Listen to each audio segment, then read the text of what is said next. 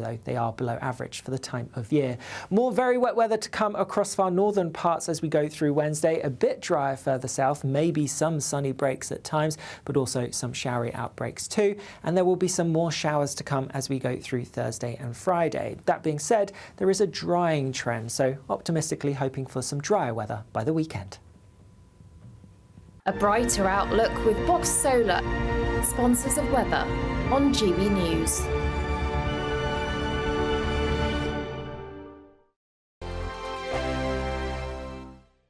£30,000 in cash has to be won. It's our biggest cash prize so far, and it could be yours. Phil was a winner. Listen to what he says about winning the Great British Giveaway. Hi, my name's Phil Cox. I just looked at my account and thought, oh my God, yeah, it's true, it's gone into my account. And if I can win it, anybody can win it. The next big winner could be you, with an extra £30,000 cash in your bank. For another chance to win £30,000 in tax-free cash, text CASH to 63232. Text costs £2 plus one standard network rate message. You can enter online at gbnews.com/win. Entries cost £2. Or post your name and number to GB07 PO Box 8690 Derby DE1 9TT. UK only. Entrance must be 18 or over. Lines close at 5 p.m. on the 30th of August. Please check the closing time if listening or watching on demand. Good luck.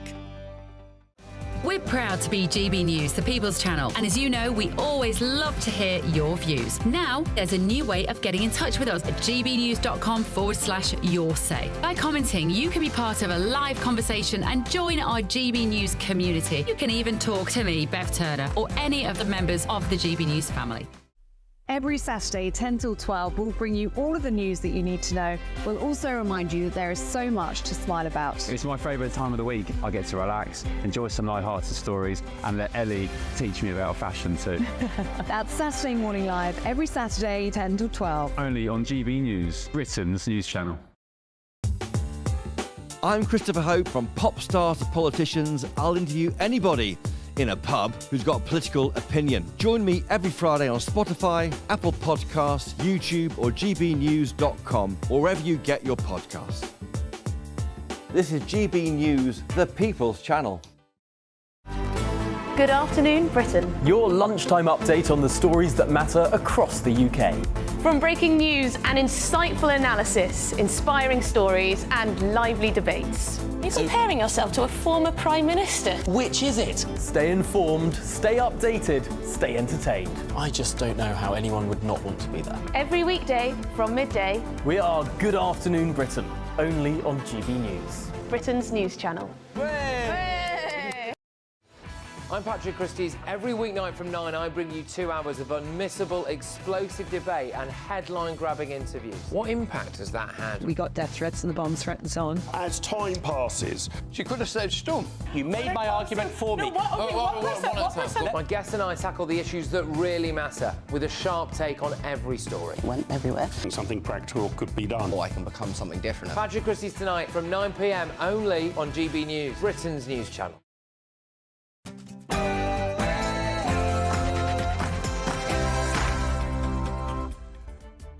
Hello, good evening, I'm back. It's me, Jacob Rees-Mogg, on State of the Nation tonight. The general election has delivered the biggest majority for a generation to the Labour Party. This is a vote for high taxes and high immigration. The Conservatives have only ourselves to blame. Meanwhile, Channel crossings are already underway amidst Keir Starmer's announcement that the Rwanda plan is dead. So what is Labour's plan for illegal migration? Reports have suggested criminals are set to be automatically released from prison less than halfway through their sentences. Is this just a taster of what is to come under Labour rule? Plus, the ruling socialists have pledged to slash through the planning system. But are we destined for more ugly buildings? I'll be joined by one of the leading architectural voices in the UK. State of the Nation starts now.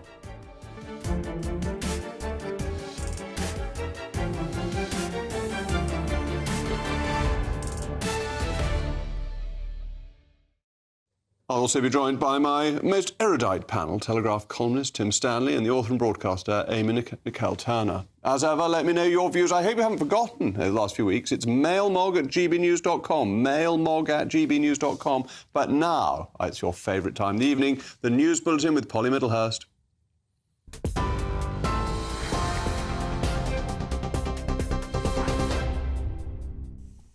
Jacob, thank you, and good evening to you. Well, the top story from the GB Newsroom tonight is that Rishi Sunak has announced his interim shadow cabinet.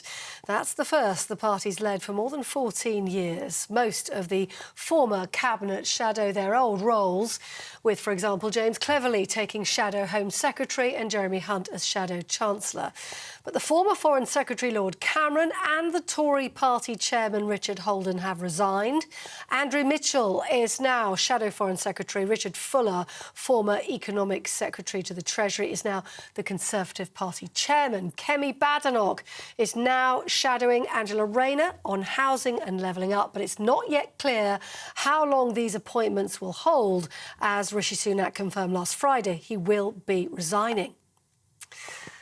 Now, the new Labour government has admitted the summer will be a challenging one for them as the first boat full of migrants since the general election crossed the English Channel this morning. The group of 64 illegal migrants was intercepted by a border force vessel and taken to a migrant processing centre in Dover Harbour.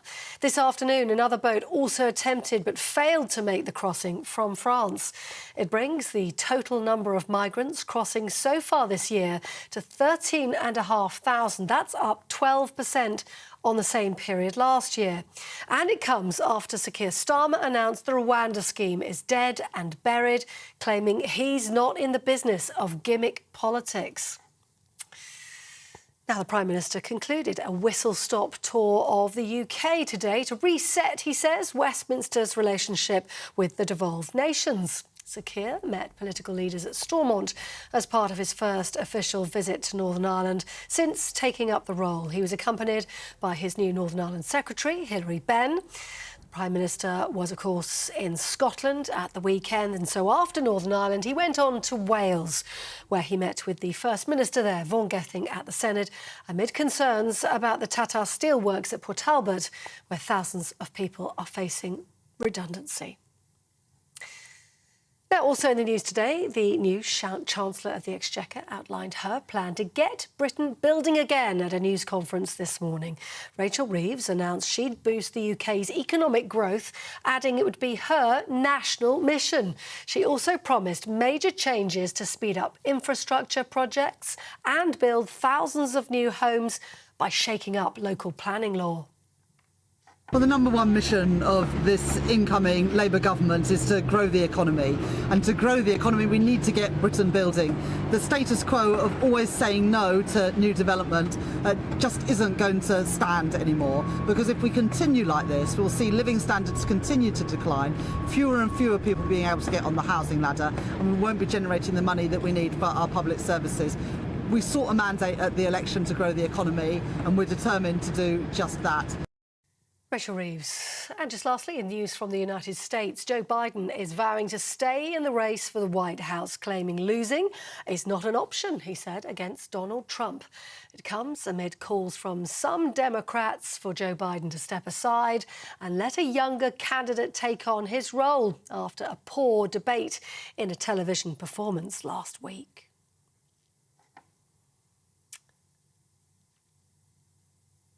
That's all from me for now. I'm back in an hour.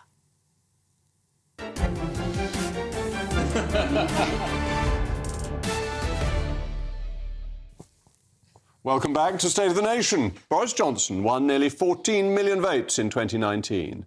This fell by half to under 7 million last week, hence a Labour landslide with a majority of 174 seats. The United Kingdom is now destined to a future of higher taxation, an increase in the size of the state, greater immigration, both legal and illegal, stagnant growth and fewer freedoms. What went wrong for the Conservatives? Where did we fail? In 2019, many voters lent their votes to the Conservatives with the aim of getting Brexit done, lowering migration, cutting taxes and reducing the size of the state. The Tories failed on all of these other than Brexit, and even that wasn't completed as well as it should have been. This is why 4 million people voted for reform. They felt the Conservative Party had let them down. And it's important to remember no political party has a right to people's votes. They're not there to be moved across the chessboard. At each election, we must win them anew. And the Conservative Party took its base for granted. We assumed that voters would be frightened of, would fear a Labour government and would carry on voting for a Conservative government that they were uninspired by, probably even fed up with. On doorstep after doorstep, people complained about immigration and the failure to get it down to the tens of thousands promised by David Cameron in the 2010 manifesto. People also complained about the routine failure of public services, whether it was potholes or the inability to get through on the telephone to HMRC or NHS waiting lists. People felt that the routine business of government was not working well, in spite of a tax burden at a 70-year high. How conservative is it to tax and spend, with rhetoric always praising spending as positive? Conservatives never seem to stand up for their own supporters. So low traffic neighbourhoods, 20-mile-an-hour speed limits hit motorists, in spite of government ministers sounding lukewarm about them. Net zero continued to pile bills onto households and businesses, making us globally uncompetitive. Yet the efforts to roll it back have been Lilliputian. We failed to show ourselves to be on the side of the people who had historically voted for us. That we did not appear to be conservative, and they duly blew us a large raspberry. Now, some people keep on saying that the Conservatives will only win from the centre, and this is not true. In fact, it's balderdash. It is a political myth. Even Edward Heath in 1970 won on a right-wing manifesto, remember Selsdon Man, which he then abandoned. He U-turned, and that led to his loss in the 1974 election. Margaret Thatcher in 1979, 1983 and 1987 won big majorities supporting free enterprise, a home-owning democracy and strong defence. She also cut taxes enormously, and she kept on winning. While John Major lost in 1997 on a soggy manifesto, and David Cameron could not win in 2010 in spite of the failures of the Brown-Blair years when he was talking all that nonsense about sharing the proceeds of growth. While Boris Johnson could win in 2019 on a properly Conservative manifesto. The Conservative Party does well when it is conservative and delivers on its promises. As ever, let me know your views on mailmog@gbnews.com. Well, I'm joined now by Albi Amankona, broadcaster and financial analyst, as well as my distinguished panel, Telegraph columnist Tim Stanley, and the author and broadcaster Amy Nicole Turner.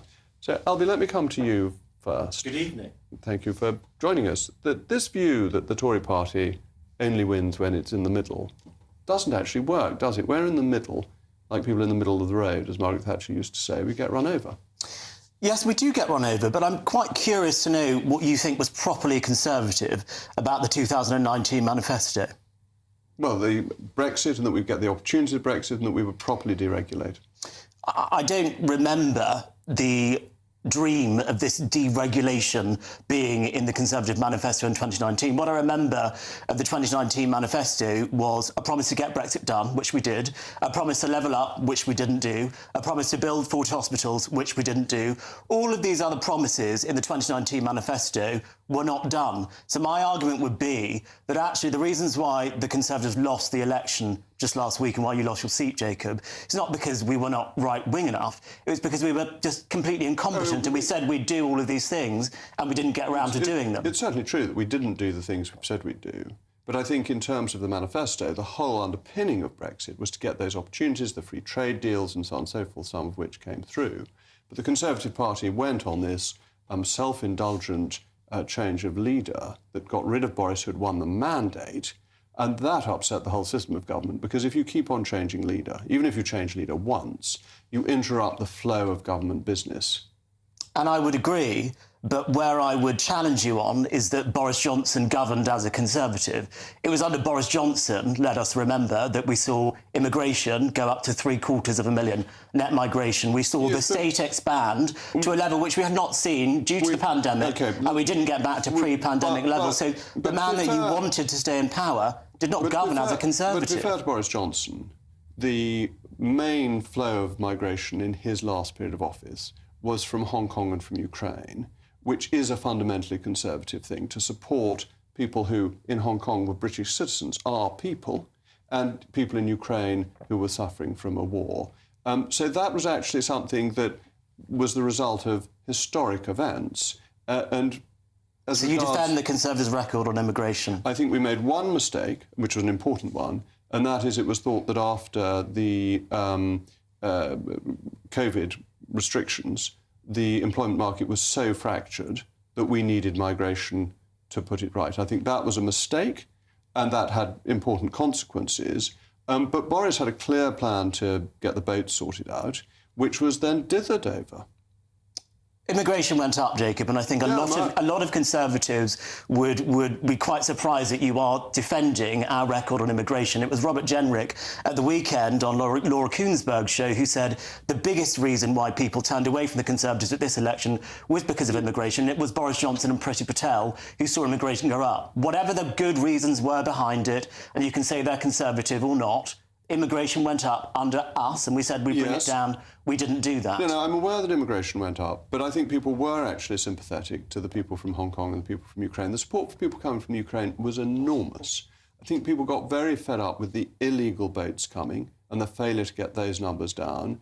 And I think it was a mistake to hold the election before the Rwanda scheme had actually taken place, because then it made it look as if we didn't have confidence in our own scheme. I agree, but I think the pivoting to illegal migration when legal migration was 750,000 is actually, for me as a Tory voter, not good enough when I'm hearing a former Conservative MP and Minister telling me that actually the levels of immigration were completely fine. No, they weren't completely fine. They were much too high, but they were too high. You've just justified them, They Jacob. were too high for a reason.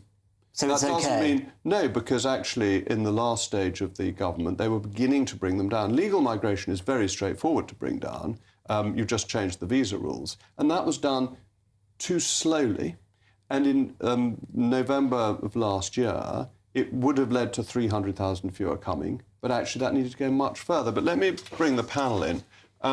Amy, you must be quite pleased with the result. But do you think that the Conservative Party needs to be more left-wing or right-wing to win elections in future?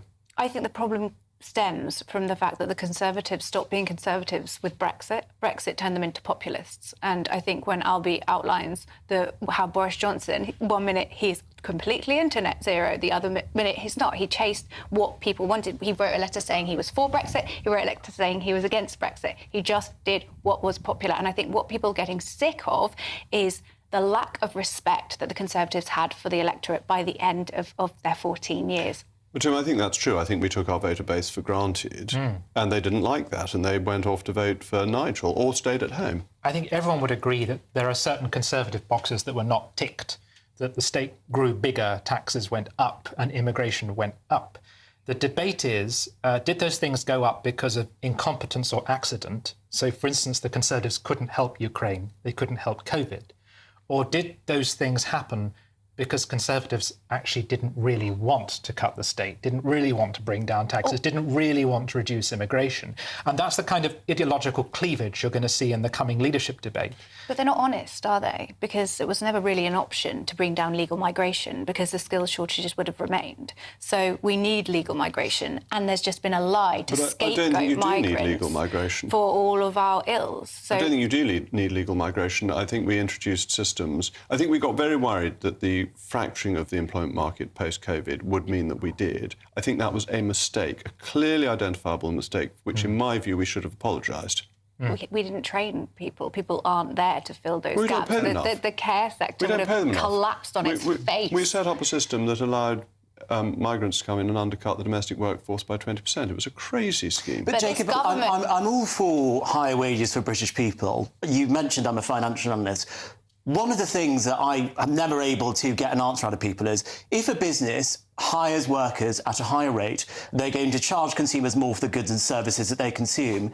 And the shareholders in those companies, the people that manage our pensions, are not going to take their margins being squeezed because wages go up, are they? That's necessarily true, because that gives you the incentive to mechanise and automate. The real incentive for mechanisation is when wages go up.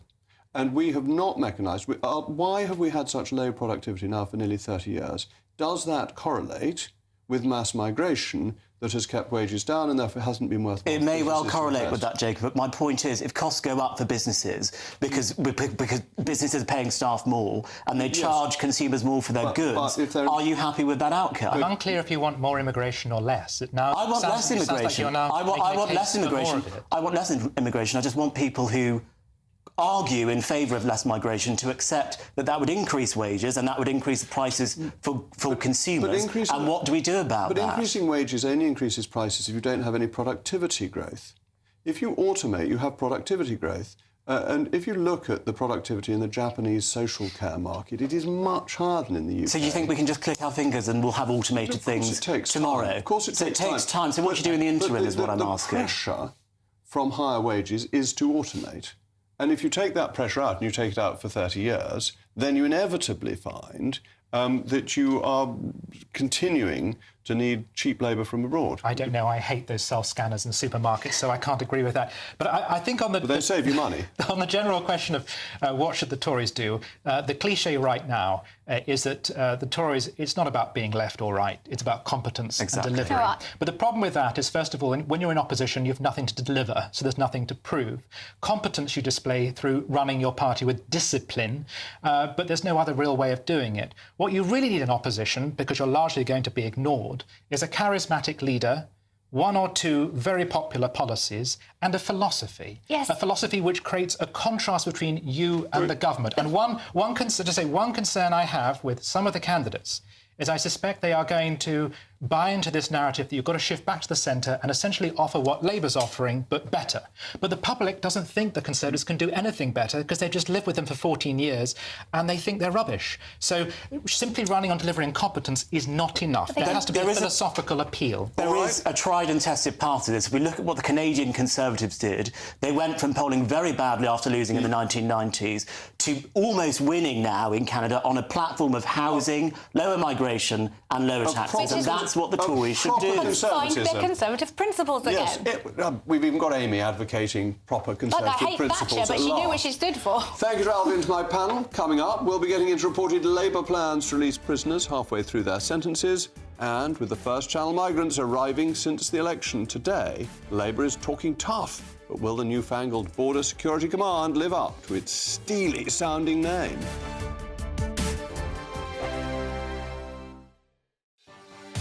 Martin Daubney, weekdays from 3 p.m.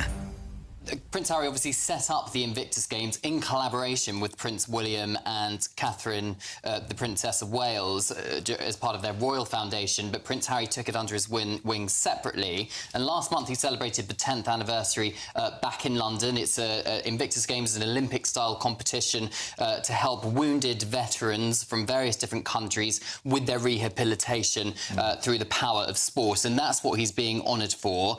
The reason he's got it is because of the positive impact, and I quote, on veteran communities through the power of sports. Pat Tillman, what the award is named after, he was a US war veteran. He was killed in Afghanistan in 2004. Prince Harry, of course, served 2 tours himself. Whether he deserves it, Martin, to answer your question, clearly the judges think that that is the case. Of course, I think what we're seeing from Prince Harry over the last couple of months is him really focusing on his passion, which is helping veterans and helping families of veterans, rather than what we've seen over the last few years, which is him talking about himself and complaining about his life as a working member of the royal family. Now, Cameron, nobody can deny the importance of the Invictus Games. What an amazing achievement. Perhaps Prince Harry's finest achievement in terms of public relations. Having someone like Prince Harry or another working member of the royal family with their fame can spotlight very worthy causes, such as the plight of veterans and those who feel like they've been left behind and do not have enough support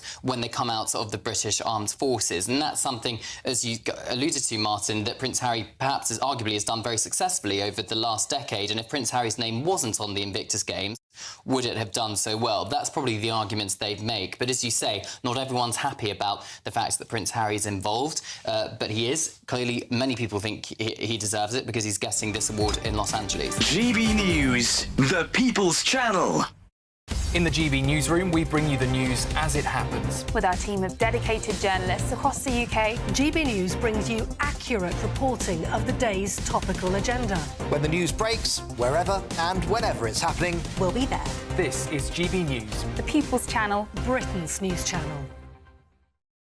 If you want your news to be straight talking... This is the nightmare for the Conservatives again. Down to earth. It's not just Nottingham where this is happening, is it? And most importantly, honest. Hard-working, middle-class taxpayers, they'll get their book thrown at them. Then catch me, Martin Daubney, Monday to Friday, 3 till 6 p.m. on GB News, Britain's news channel.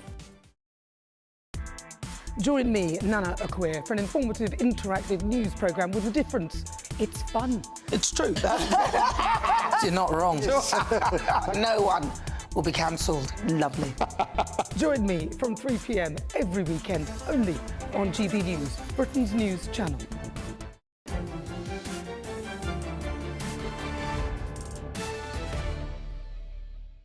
Welcome back. We were discussing the general election and the mailmogs have been firing in. Dawn says, "Hi, Jacob. Sad you didn't get back in, but I'm super pleased you're back on GB News. You've been missed." Thank you, Dawn. That's very kind of you.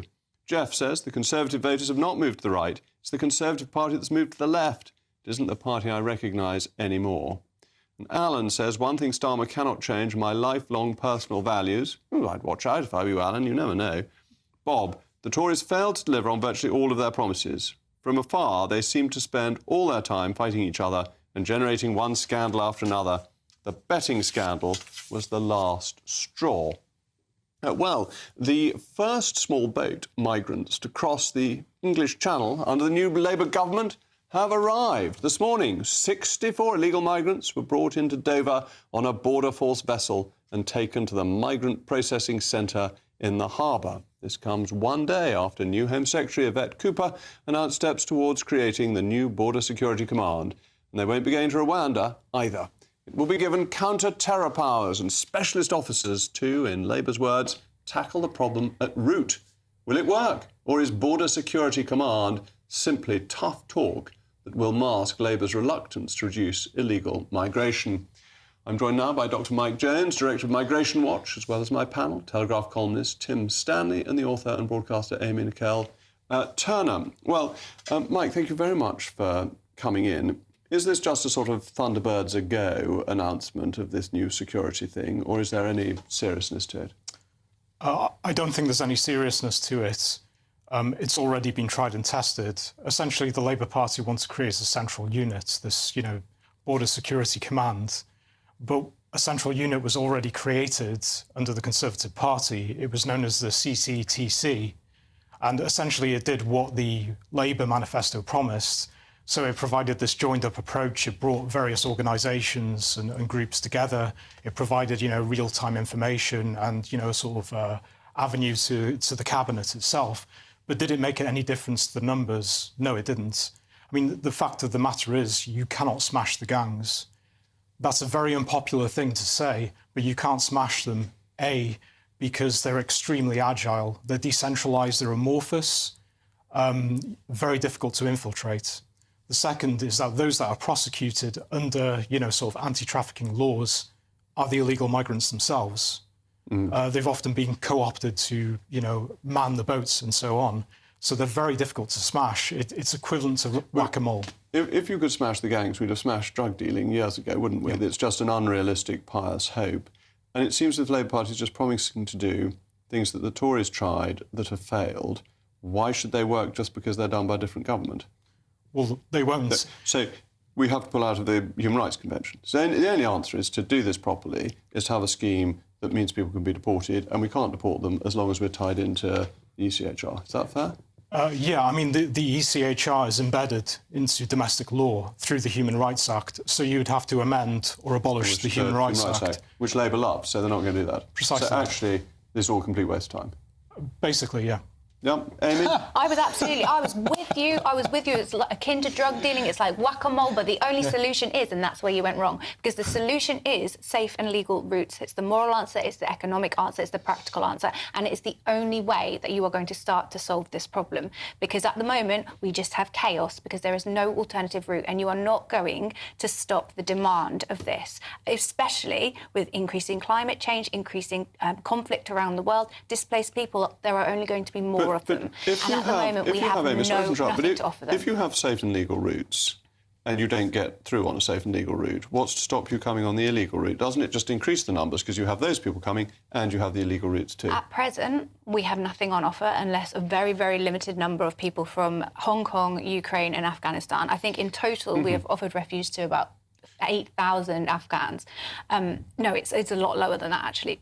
And we need something But akin how do the safe and legal routes help when we had stop? Can I give an... I just need to know why they stop the illegal migrants. I understand they bring people in who may deserve to be here. For the That's a same different reason, question. if you regulate anything where there is a supply and demand, you offer the demand. You offer the supply, sorry. So, but the supply is much greater than the demand. We had a problem with the Syrian conflict in the early 2010s, and thousands of people were dying trying to get here. We were very reluctant to join that scheme, but we did, and we resettled, I think, 20,000 Syrians, and that saved lives. That safe and legal route is an example. That was a very good. That was a very good thing to do. But that illegal, that didn't stop people trying to come here illegally. It certainly made a dent.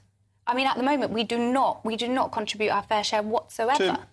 I mean, what Amy seems to be saying may in itself be worthy, but I cannot see how this actually reduces the numbers who want to come illegally, because they are basically economic migrants who want to get here and willing to pay £1,000 to get here. So they carry on. Well, the safe and legal routes point is complicated. The government found itself in the position at one point of saying,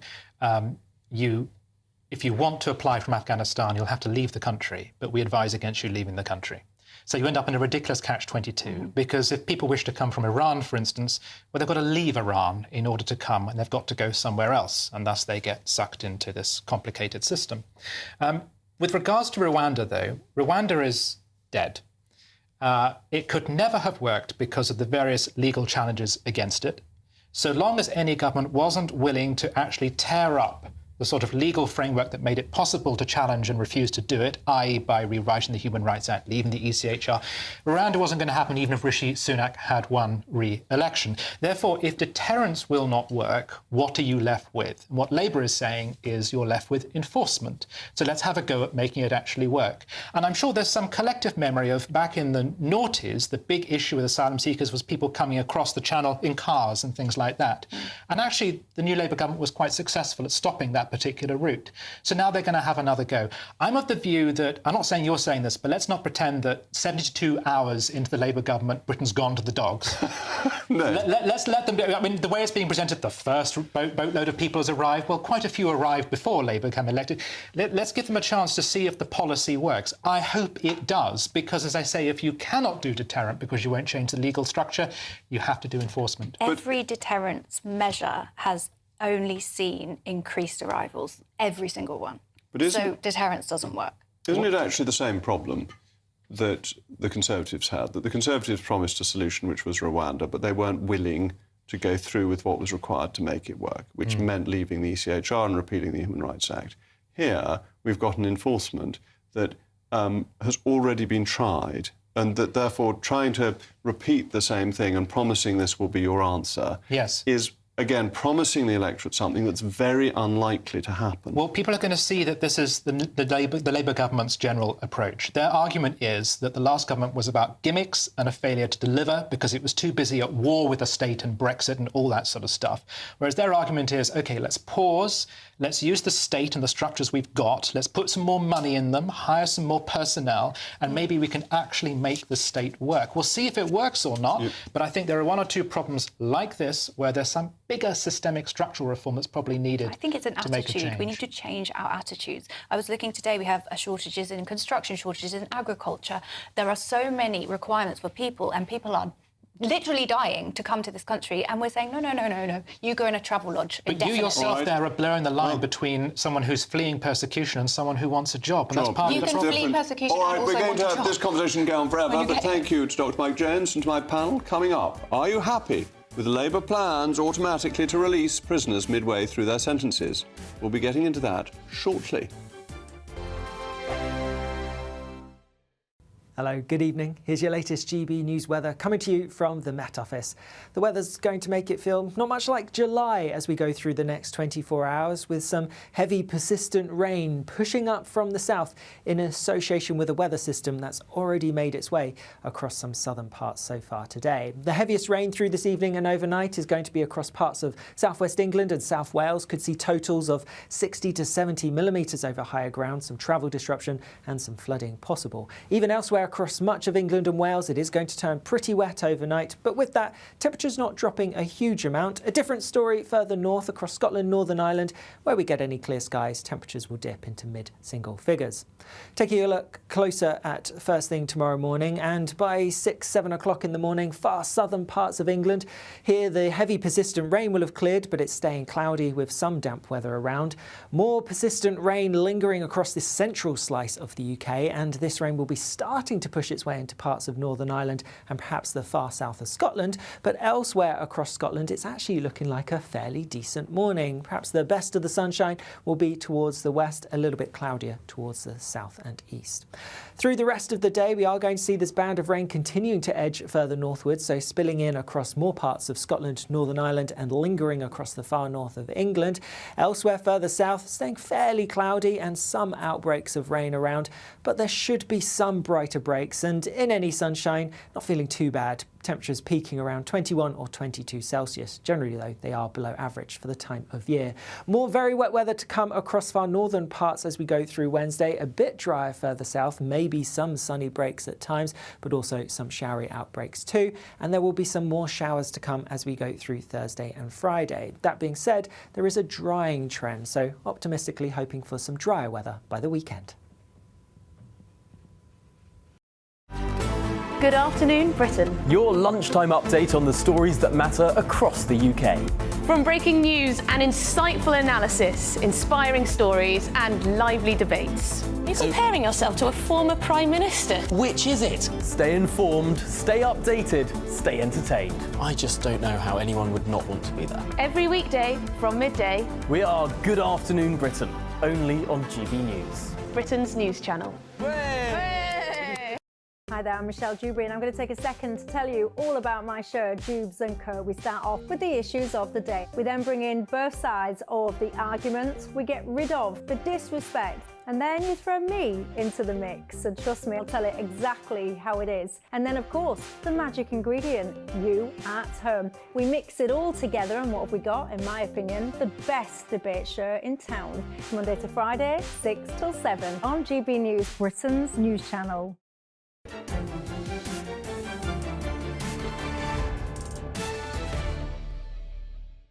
Well, welcome back. We were talking about migrants, illegal and legal migrants, and Maureen says, great to see you back on GB News. Thank you, Maureen. Sorry about your recent loss. Likewise for Steve Baker in my constituency. Look forward to hearing or watching your programmes in the future. Brexit forever. The Lord reigns. Lucia says, Jacob, great to see you back. Boris actively increased legal immigration by not insisting that companies first look locally for employees. And Dan says, a very interesting point from Dan, I agree that the Conservatives can only win from a principled right-wing position, and I believe Nigel is the ideal man to lead the party. I'm backing Nigel Johnson to be the leader of the party. I think that would be an unbeatable combination. Blonde hair and a few cigarettes. Criminals are set to be automatically released from prison less than halfway through their sentences, according to The Times. The paper says the government is almost certain to make the move this week as a means to prevent prisons from reaching full capacity, though the government is yet to confirm this. This comes after Sir Keir Starmer appointed James Timpson as Prisons Minister. Mr Timpson has a fantastic record of rehabilitating prisoners in his business, offering people a second chance.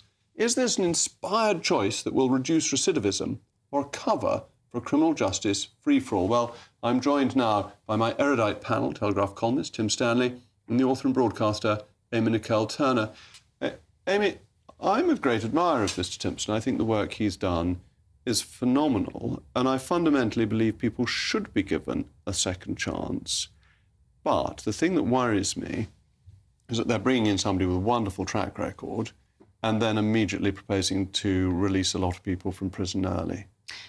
It is very refreshing to have a minister with experience in that area. That is brilliant. So 1 in 10 of his staff have served prison time. He's worked a lot in prisons. I think he's in prison weekly. He knows the subject inside out. But I think the situation of releasing prisoners early is a situation that's been created by underfunding the prison service for so long and leading to a space which is so overcrowded. It's so dangerous. And the fact that it's overcrowded and dangerous increases the chances of reoffending when these people come out. Now, during COVID, they actually had early release for prisoners and reoffending rates went down. So overcrowded, horrendous prisons, they're not going to create a space where you're rehabilitating anyone. And eventually these people, and we have a massive prison population. We have 85,000 people in prison. We overuse it. We overuse it for petty, low-level crimes. So when you hear this, don't think that there's going to be a release of sex offenders and violent offenders. We're talking about motoring offences, breaching custodial... Very few people in prison for motoring offences. Well, you'd be surprised, actually, because the majority, 61% of the prison population, have committed non-violent offences. Now, yeah, there's a minority that are motoring specific, but these are not. These are things like theft, drug possession, non-violent crimes. Right, well, a non-violent crime is still a crime that requires punishment. Right. And someone can have committed a non-violent crime who still is a great threat to the community. So a serial burglar, for instance. So that in itself is not a get-out-of-jail-free card, so to speak. I think there are two separate things here. One, the government's step to let more people out. It should be noted that the Tories began this in October of last year. A lot of viewers will be surprised that in this country you're let out after half your sentence is served anyway, and then, of course, put on licence, but you are let out halfway. That was lowered a little bit by the Tories in October. What Labour is essentially saying is we're going to keep it the same. And they're doing it for the very reasonable reason that there are only hundreds of spaces left in prisons right now because of a failure over 14 years to invest in building more prisons. So we were about to get to a point... much longer failure than that, actually. Fair enough, but we are about to get to a point where we simply couldn't house those people, so they had to be let out. So on a purely practical level, this was necessary. And again, as I said before the break, let's not attack Labour for doing things it simply has to do to clean up the previous government's mess. But there is a longer-term philosophical issue, which the appointment of Timpson raises, which is what is the role of prison? Do you think it has a role? And we can't get away from, there are some people in Labour who are of the view that they don't like prisons. They don't like locking people up. They believe in rehabilitation in the community. Well, I'm sorry. There are a lot of people in prison who deserve to be in prison. Of course. Should be in prison. And they don't have a place because we stuff it full of people who shouldn't be there. Once the numbers rise, let us build more prisons. I don't see that as an argument for letting more people out. Rather, this is an area of infrastructure where the Tories really should have invested. I think, unfortunately, the reality is that probably two-thirds of the prison population shouldn't be in there. They're suffering with mental health problems, they're suffering drug and alcohol problems, and being in prison only makes the chance of reoffending worse. And that's an individual tragedy. Non-custodial sentences, community orders are found to be more effective in reducing reoffending. No one's just denying that, what you've just described, and that's an individual tragedy, no doubt. But the state's primary responsibility is to keep us safe. Yes, but that will not happen when the wrong people are in prison. It ought also to keep prisoners safe. Yes, but it doesn't, because the prisons are overcrowded and have become anarchic. During the election campaign, a man came up to me who just got out of prison. And he explained to me that when he'd gone into prison, he was not a drug user. By the time he left, he was, because it was all that went on in prison. Yes. And therefore, he was going to find it even harder to get his life back in order. Yes. And he wasn't trying to pretend. But Jacob, that's an argument for investment and in improving and raising discipline in prisons and hiring guards who have good relationships, not have sex with prisoners, but have good relationships with prisoners. That is not a case for saying, well, let's just put fewer people in prison because we can't guarantee they won't turn into heroin But it addicts. requires... This is why the Timpson appointment is so interesting, because you and I as Catholics believe that every soul is redeemable, do we not? We do, yes, but that's not the job of prison. That's not the job of the state. It's not the job of the state to save a prisoner's soul. It's to keep the public But it is safe. surely the job of the state to give almost everybody a second chance if that is possible. There'll be some people who do such terrible things that they lose that second chance, murderers and so on. Right. But most people surely, particularly young people, people with mental illnesses, drug addictions, deserve a second chance, and prison should try and help them get that second chance? I just feel you're arguing for something else, which is proper investment in prisons and a better prison service. No, what I'm making the case for is there needs to be incarceration. And by the way, when you are a drug addict and you go in, sometimes prison helps. No way. Because being out on the streets and being addicted to drugs, if I were a drug addict, I'd rather be inside with a proper drug prevention program with people working with me than outside, but unfortunately, the victim of drug prevention dealers. programs just aren't really happening in prisons. But I think the growing prison population is surely a symptom of a failing government. The prison population has gone up way faster than it would if we had early intervention. We forego things like better discipline in schools, rehabilitation, parenting, all these things that prevent people ending up in situations where they're going to be a member of the prison population. For all I want rehabilitation, I still want these shoplifters who seem to get away with shoplifting like the Billio should go to prison. Yeah. So I agree with Tim. There is a place for prison. And the argument that rising crime and rising imprisonment is a reflection of the failure of the state, it's also a failure of family and a failure of individual morality and a society which doesn't promote And we virtue. must have this conversation on another occasion, because I'm really interested in the fact that the state is in opposition to the family and undermines the family. And this leads to all sorts of problems. Well, you mentioned school discipline, and we'd all agree on that. If only the state would support the family. Indeed. Agreed. And let the punishment fit the crime. That's what we want.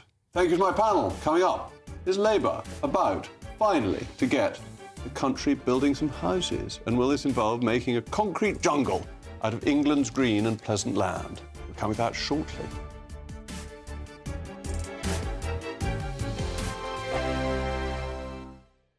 Patrick Christie's Tonight, weekdays from 9 p.m. The mystery surrounding the disappearance of flight MH370 has perplexed the planet now for 10 years. But now all of a sudden researchers at Cardiff University have piped up and said, oh, we heard a beep. Aerospace engineer, founder of MH370search.com is Richard Godfrey. Richard, are we going to find this thing? The new research is much more thorough and gone in much more detail. It is picking up acoustic waves under the water. It's not conclusive, but it's a good step forward. Is this a cover-up job of epic proportions? Do you think something quite sinister happened to this plane? Because it is all very odd. I think you're right. It is all very odd. It is. We have a lot of data, but we don't have the final analysis, and we won't until we actually find the wreckage. The Indian Ocean is a huge place, 77 million square kilometers. When we find the plane, we can recover the flight data recorder, the cockpit voice recorder.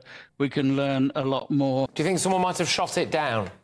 No, the plane flew until it ran out of fuel. The plane was perfectly in working order. There was an active pilot right until the end. So my only theory at the moment is the captain of the plane actually committed a hijack of his own plane. But until we find it, we won't be able to prove that. We are potentially a step closer now to knowing and to one of the greatest mysteries of recent times anyway, finally being solved. As aerospace engineer there, Richard Godfrey, thank you. Britain's election channel, the People's Channel. I'm Christopher Hope. From pop stars to politicians, I'll interview anybody in a pub who's got a political opinion. Join me every Friday on Spotify, Apple Podcasts, YouTube or gbnews.com, or wherever you get your podcasts. This is GB News, the People's Channel. If you want your news to be straight talking, This is a nightmare for the Conservatives again. down to earth, It's not just Nottingham where this is happening, is it? and most importantly, honest, Hard-working, middle-class taxpayers, they'll get the book thrown at them. then catch me, Martin Daubney, Monday to Friday, 3 till 6 p.m. on GB News, Britain's news channel. In the GB newsroom, we bring you the news as it happens. With our team of dedicated journalists across the UK, GB News brings you accurate reporting of the day's topical agenda. When the news breaks, wherever and whenever it's happening, We'll be there. This is GB News. the People's Channel. Britain's news channel.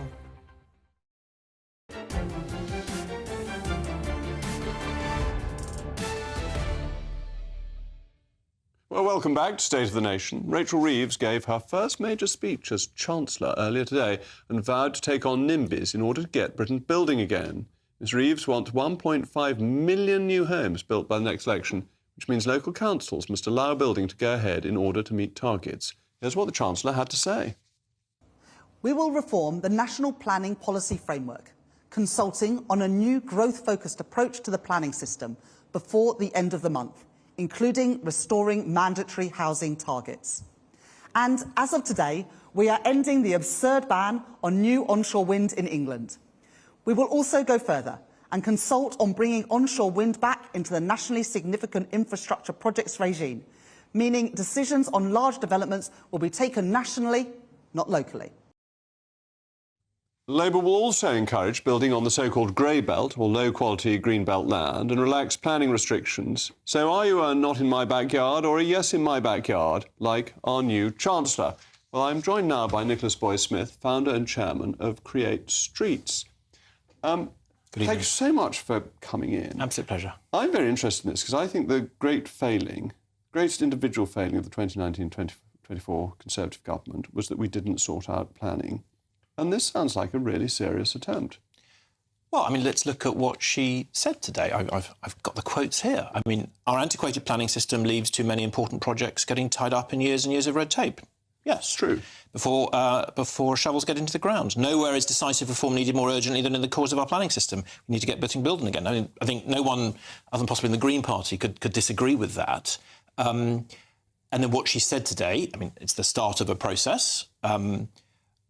That, you know, putting targets back into the system. I mean, it's a statement of fact that we have nationalised the right to build. If you do that and require on local councils to say yes or no, there has to be some pressure on local councils to do it. Otherwise, they'll always say no. And, you know, and we can see that's happened. So I haven't got the numbers completely in my head, but over the last 2 or 3 years, the number of local plans being signed off has gone down from about 20 per year to about 12. When you know, I think the former Secretary of State did lots of good things. I'll come to that in a moment. But I think removing the targets or whatever, diminishing them was an error. After that was announced, I think about 18 months ago, I phoned up planning KC, who's a friend of mine, and I said, you know, what do you think? And he said, clever Mr Gove, this is much less of a reduction of targets than the market and everyone thinks. He's pulled a fast one on them. And then I phoned up a land promoter. That's someone who, you know, whose job is to essentially get planning permission for land, which is a difficult and high-risk job. And he said, this is a disaster. Every local council will use this as an excuse to down tools and all our sites will stall. And I have to say, it was him who was right. Yes. And within a week, within 10 days, a couple of sites we were advising on stalled, and within a few weeks, they had stopped. And interestingly, one of them came back to life again about 3 weeks ago. So I'm daring to be hopeful. And I'm also interested in this grey belt idea. I actually did a report for the IEA a few years ago. I remember, I've read it. Thank you.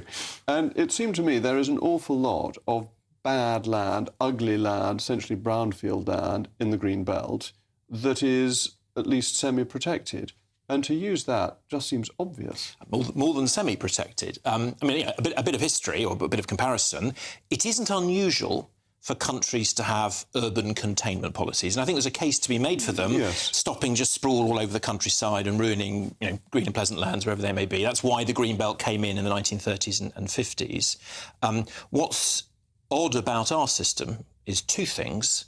One, it's been harder to move it. Most of them tend to move as towns and populations grow. They keep their process, but they expand a bit over time, gently, carefully. The second thing is it's brilliant branding. I mean, it's the most brilliant piece of branding for any policy in this country, I think, ever. It's redolent, you know, rolling hills and green and pleasant land and all that. And what is, I think, genius, potentially, I hope, about the Labour manifesto and Labour policy on this over the last few months is they have rebranded it correctly, because by our estimates, about 3%. I mean, you can argue precise numbers, you know, isn't very nice. And by rebranding it as Grey Belt and putting it so clearly in their manifesto, they do now have, I think, the mandate to do something, and good luck to them. But the hostility was huge, because I made this suggestion, and the Council for Protection of Rural England said, yes, these sites may be very ugly, but think of all the extra traffic you'll create. So there's always somebody looking for the next excuse to try and stop any building. Yes, that's definitely true, and I have no doubt that will be said in the days, weeks, and months to come. But they have a manifesto pledge that does give them, I think, more power. Secondly, if I may just quickly, what do we build? And if you've been... that's crucial. That's what I was going to ask you. Well, it's both what it is, what it looks like, and also its density, how you move around. As you may know, Create Streets has for many years now been making the case for what we call gentle density.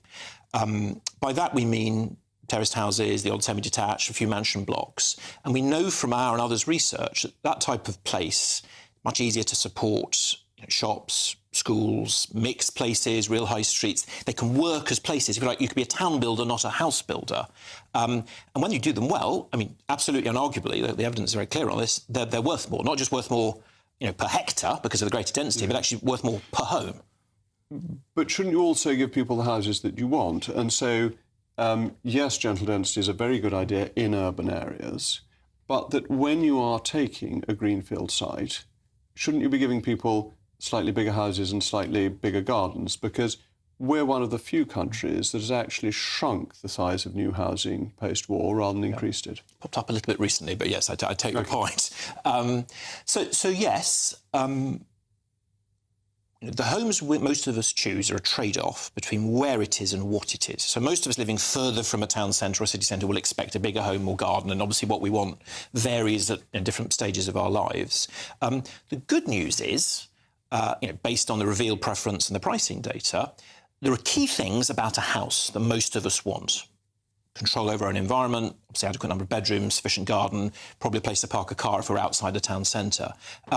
You can get all of that at about 50 or 60 homes per hectare if you pull into a tight Victorian-style framework, as opposed to the average, which last year, the last data, was 28 homes per hectare for what the volume house builders are building. So I would argue you can get a lot of what we want, perhaps not perfect, but on about half the land take. And coming back to your earlier point, that then really matters when it comes to the amount of traffic we're generating and how much land we need. So yes, there are trade-offs in this, as there are in all things.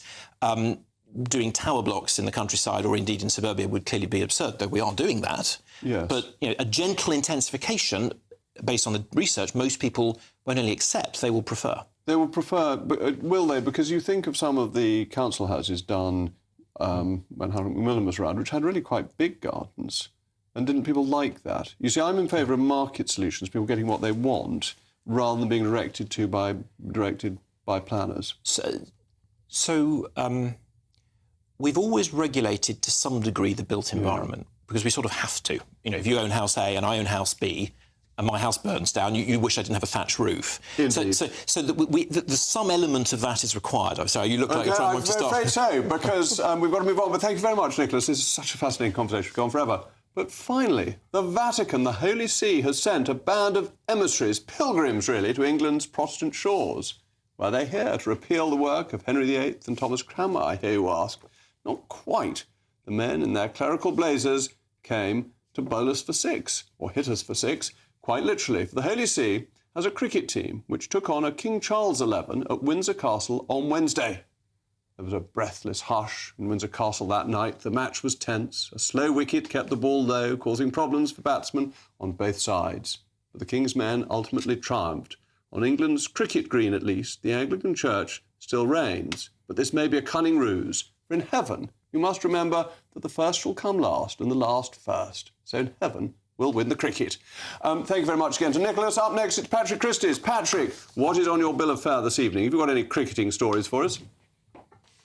Jacob, great to have you back. So good to see you back on GB News. I've got loads on tonight. Sir Keir Starmer's criminals, 40,000 of them could be released early. The Starmada is coming across the channel as well. Will Labour put these illegal migrants in newly built social housing in your constituency? David Lammy has already played the race card. Could that be a sign of things to come? And he's 22, too young to be an MP. Do you have the right life experience? Oh, yes, and the media are already fawning over Labour, aren't they? Well, as always, exciting programme coming up with Patrick. That's all coming up after the weather, and you know the weather in Somerset will be fantastic as it's midsummer. I'll be back tomorrow at 8 o'clock. For now, I'm Jacob Rees-Mogg. This has been the return of State of the Nation. A brighter outlook with Box Solar, sponsors of weather on GB News.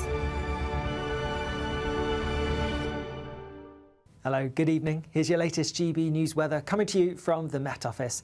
The weather's going to make it feel not much like July as we go through the next 24 hours, with some heavy persistent rain pushing up from the south in association with a weather system that's already made its way across some southern parts so far today. The heaviest rain through this evening and overnight is going to be across parts of southwest England and South Wales. Could see totals of 60 to 70 millimetres over higher ground, some travel disruption and some flooding possible. Even elsewhere across much of England and Wales, it is going to turn pretty wet overnight, but with that, temperatures not dropping a huge amount. A different story further north across Scotland, Northern Ireland, where we get any clear skies, temperatures will dip into mid-single figures. Taking a look closer at first thing tomorrow morning, and by 6-7 o'clock in the morning, far southern parts of England. Here, the heavy persistent rain will have cleared, but it's staying cloudy with some damp weather around. More persistent rain lingering across this central slice of the UK, and this rain will be starting starting to push its way into parts of Northern Ireland and perhaps the far south of Scotland, but elsewhere across Scotland it's actually looking like a fairly decent morning. Perhaps the best of the sunshine will be towards the west, a little bit cloudier towards the south and east. Through the rest of the day we are going to see this band of rain continuing to edge further northwards, so spilling in across more parts of Scotland, Northern Ireland and lingering across the far north of England. Elsewhere further south, staying fairly cloudy and some outbreaks of rain around, but there should be some brighter breaks, and in any sunshine, not feeling too bad. Temperatures peaking around 21 or 22 Celsius. Generally, though, they are below average for the time of year. More very wet weather to come across far northern parts as we go through Wednesday. A bit drier further south, maybe some sunny breaks at times, but also some showery outbreaks too. And there will be some more showers to come as we go through Thursday and Friday. That being said, there is a drying trend, so optimistically hoping for some drier weather by the weekend. Looks like things are heating up. Boxed boilers, sponsors of weather on GB News.